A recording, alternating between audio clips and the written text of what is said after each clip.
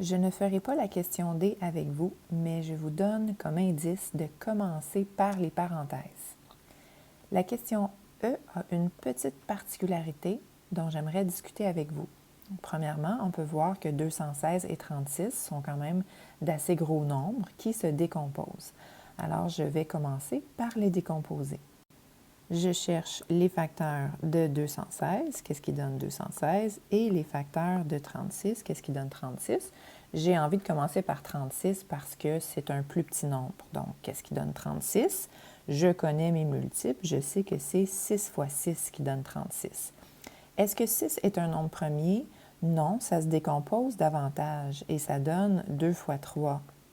Cependant, pour les lois des exposants, je dois avoir la plus petite base possible, mais ça doit être la même base. Et en décomposant jusqu'au bout, au bout de l'arbre des facteurs premiers, pour avoir seulement des nombres premiers à la fin, je me retrouve dans une situation où j'ai deux bases différentes. Et ça, ce n'est pas souhaitable. Donc, je n'irai pas aussi loin que ça dans ma décomposition. C'est la première fois que je vais arrêter à une étape qui n'est pas des nombres premiers, dans le but d'avoir la même base. Donc, je dirais que 36, c'est 6 fois 6, soit 6 à la 2. Ensuite, dans ma décomposition du nombre 216, je vais utiliser la même ruse, c'est-à-dire que pour compléter mon exercice, j'ai besoin d'avoir partout la même base.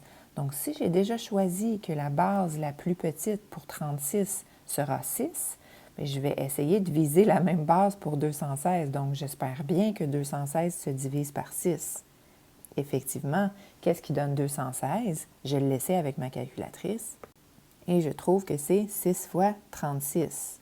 Donc, on va garder la base 6, continuer à décomposer le 36, c'est-à-dire 6 fois 6, et on obtiendra au final que 216 sera 6 exposant 3. Donc, encore une fois, 6 n'est pas un nombre premier, mais si je continue à décomposer, j'obtiens des bases différentes, ce qui n'est pas souhaitable, donc j'arrête à 6. Maintenant, je suis prête à remplacer ces expressions dans ma question de départ. 216, c'est 6 exposant 3. Le 216 avait déjà un exposant 3, donc je le rajoute avec des parenthèses. Au dénominateur 36, je le remplace par 6 exposant 2, mais lui également avait déjà un exposant 2, donc je le rajoute avec des parenthèses. Et l'ensemble du quotient avait aussi un exposant 2, donc ça commence à faire beaucoup de parenthèses. Pour respecter la priorité des opérations, on va commencer à l'intérieur et faire nos puissances de puissance à l'intérieur. Donc, on va multiplier les exposants, 3 fois 3, qui donne 9. J'aurai donc au numérateur 6 exposant 9 et au dénominateur 2 fois 2, qui donne 4. Ce quotient est toujours entre parenthèses avec un exposant 2 à l'extérieur.